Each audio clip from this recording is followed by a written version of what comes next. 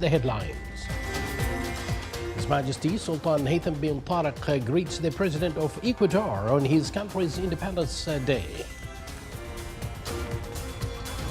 Over 2 million people are vaccinated against COVID-19 in the Sultanate. And the Kingdom of Saudi Arabia resumes receiving Umrah requests for pilgrims from world countries.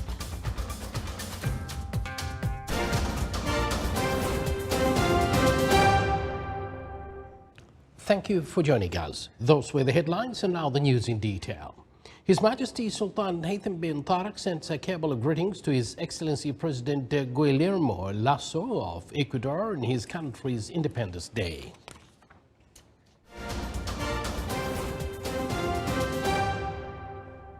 The total number of people vaccinated with anti-coronavirus vaccines in the Sultanate since the start of the national campaign for immunization against COVID-19 until yesterday reached 2,008,140 people, a rate of 57% of the total target. The total of those vaccinated with the first dose reached at least 1.36 million people at a rate of 68%, while total of those vaccinated with 2 doses reached 648,518 people, a rate of 32%. The Minister of Health is continuing to vaccinate the target group with anti-coronavirus vaccines in all governorates of the Sultanate as part of the national immunization campaign against COVID-19. Today, immunization centers in all governorates of the Sultanate witnessed a good turnout from the campaign's targets, which reflects the great societal awareness of immunization against COVID-19 pandemic.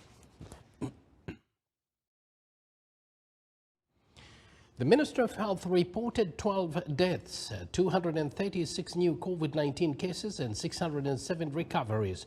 The ministry also reported that the total number of COVID-19 cases registered in the Sultanate reached 298,942, while the total number of deaths was 3,948. The total recovered cases reached 285,664. The ministry indicated that the total number of inpatients reached 344, of which 158 are in intensive care units around healthcare institutions in the country. The Kingdom of Saudi Arabia has gradually resumed receiving Umrah requests for pilgrims from countries of the world to perform the rituals, visit and pray in the Grand Mosque and the Prophet's mosques, with the capacity of up to 60,000 pilgrims distributed over 8 operational periods, bringing the capacity to 2 million pilgrims per month. The Saudi Ministry of Hajj and Umrah clarified that applicants for performing Umrah will have to submit the certificate stating that they have received the anti-COVID-19 vaccination by registering in the approved Tawakkalna application to follow up, contact, show the status of immunization, and Umrah application designated to book an appointment to perform Umrah, obtain permits for Umrah, and visit the Prophet's mosques. Institutional quarantine procedures will also have to be adhered to for the entry of travelers coming to the kingdom from countries from which direct entry to the kingdom is still suspended in accordance with the mechanisms approved by the competent authorities.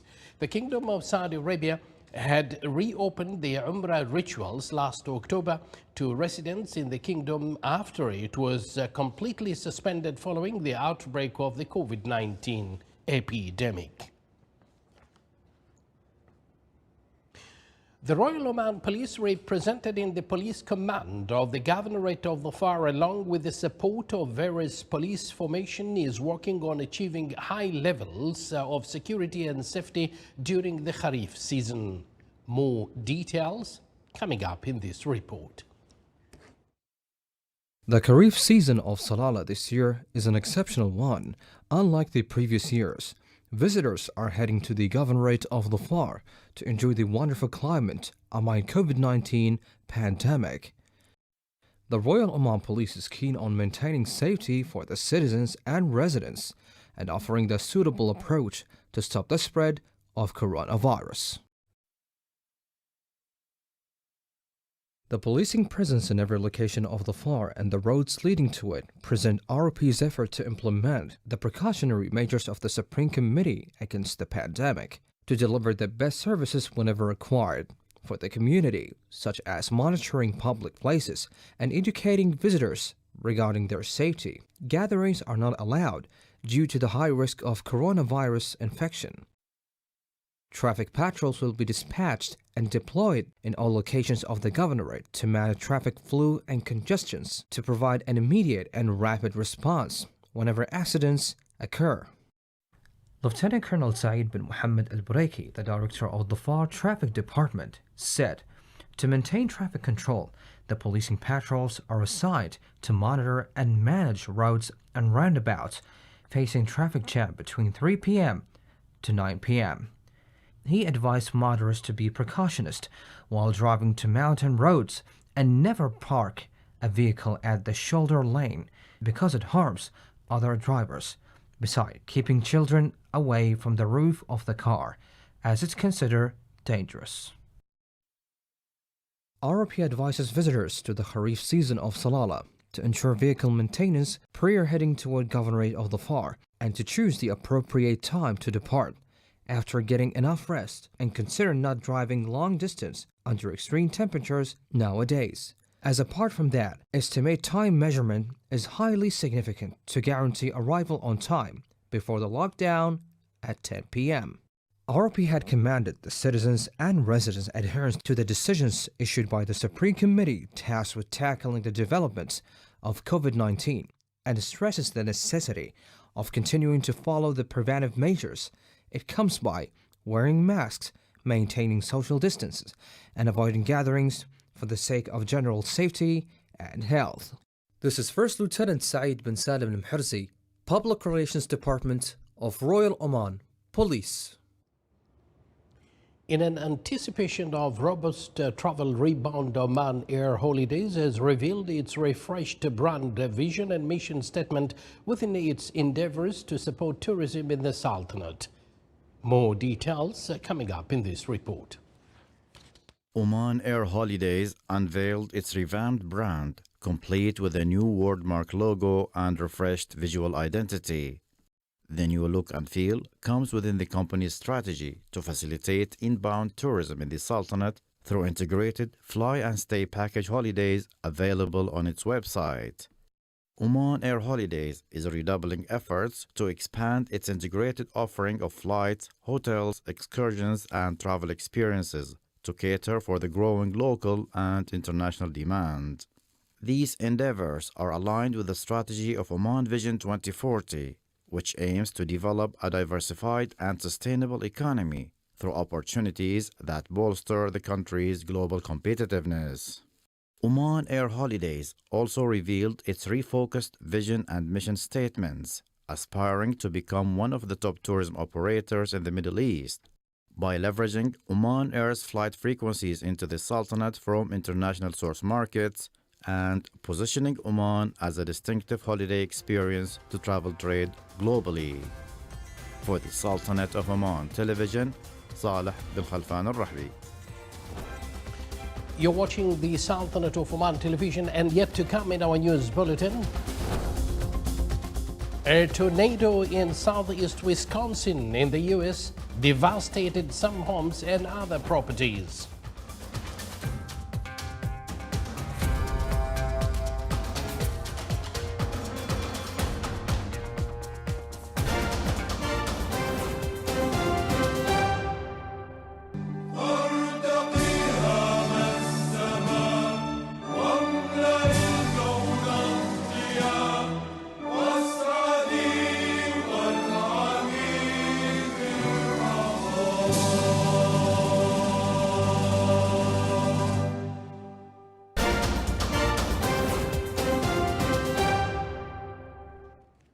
Once again, welcome to the news from the Sultanate of Oman Television.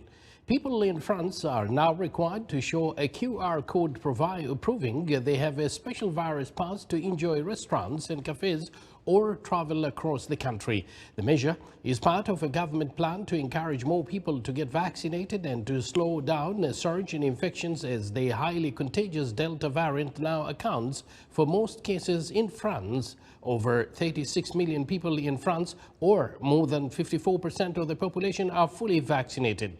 The special pass is issued to people who are vaccinated against COVID-19, who have proof of recent recovery from the virus, or who have a recent negative test. The measure also applies to tourists visiting the country. In hospitals, visitors and patients who have appointments are required to have the pass. Transport Minister Jean-Baptiste Djibari said today that the pass is now required on high-speed intercity and night trains carrying over 400,000 passengers per day. It also required on long-distance travels by plane and bus.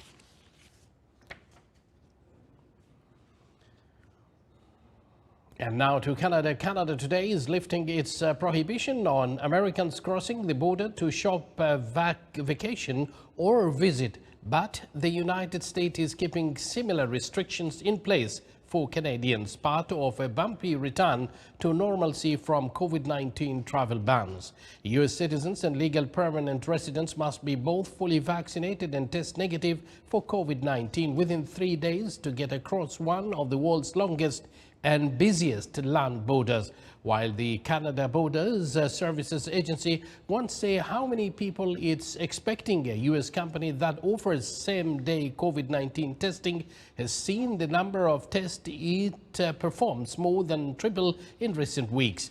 The increase coincides with Canada's decision last month to drop a 2-week quarantine requirement for its citizens when they return home from the United States.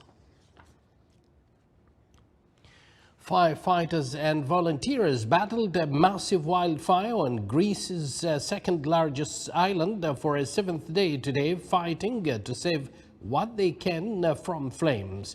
The fires have decimated vast tracts of pristine forest, destroyed homes and business, and sent thousands fleeing. The fire on Evia, an island of forested mountains and canyons laced with small curves of crystalline water, began August 3rd and cut across the popular summer destination from coast to coast as it burned out of control. Scores of homes and businesses have been destroyed, and thousands of residents and tourists have fled, many escaping the flames via flotillas that even operated in the dark of night.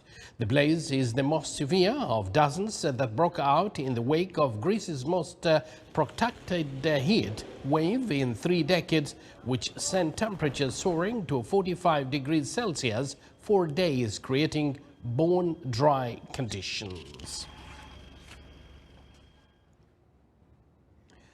Residents of Grant County are cleaning up debris after a tornado touched down near Boscobel, destroying or damaging homes and farm-out buildings.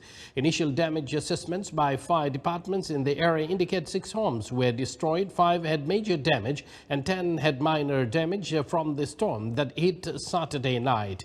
As for barns and sheds, 11 outbuildings were destroyed, 10 received major damage, and 2 had minor damage. Grant County Emergency Management said no injuries have been reported and no residents have requested shelter.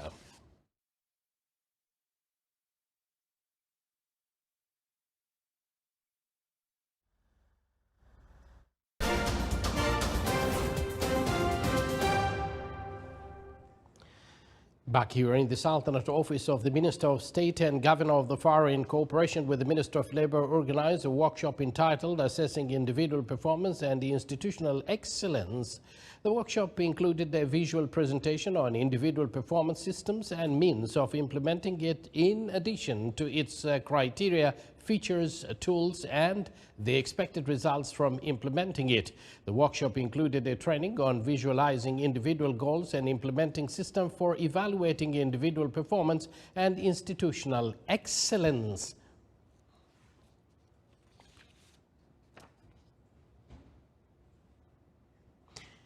In the first half of this year, 2.1 million containers were loaded and unloaded at the port of Salalah, which is considered a key economic site for commercial containers. Besides steady growth in operations and logistics services, the port of Salalah also handled 8.8 million general cargo goods in the first 6 months of 2021. Salalah port achieved global records in the volume of container handling and operational efficiency. The two records were quoted by the World Bank in its Container Ports Performance Index issued by the World Bank's International Transport Organization. Salalah Port came sixth among the 351 ports worldwide. The index measures the operational efficiencies shown by a port when receiving container vessels and handling them. Two Omani students are developing a hybrid energy system in an effort to promote greener sources of energy. It can produce and operate an electrical appliance at approximately 5,000 watts. The project was awarded second place in the 11th Engineering Students Forum organized by the University of Technology and Applied Sciences and has received funding from the Ministry of Higher Education, Scientific Research and Innovation. The project began in September of 2019 and consists of a hybrid system by integrating more than one sources of electric power generation, whether it is conventional or renewable energy.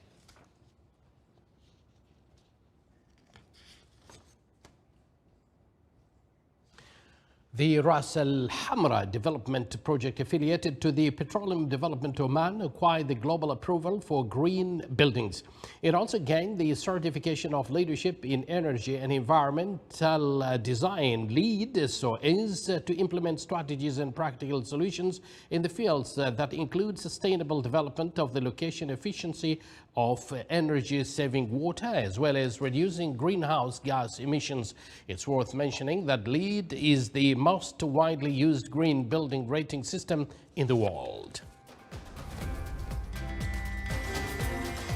You're watching the Sultanate of Oman television, and before we end tonight's bulletin, here are the main points once again. His Majesty Sultan Haytham bin Tariq greets the President of Ecuador on his country's Independence Day. Over 2 million people are vaccinated against COVID-19 in the Sultanate. And the Kingdom of Saudi Arabia resumes receiving Umrah requests for pilgrims from world countries. And with that, we come to an end of tonight's news bulletin. Remember, we are all of the same team in bringing an end to the spread of COVID-19. So keep exerting your efforts in following preventive measures from all of us here to be safe. From the entire news team, we thank you for joining us and good night.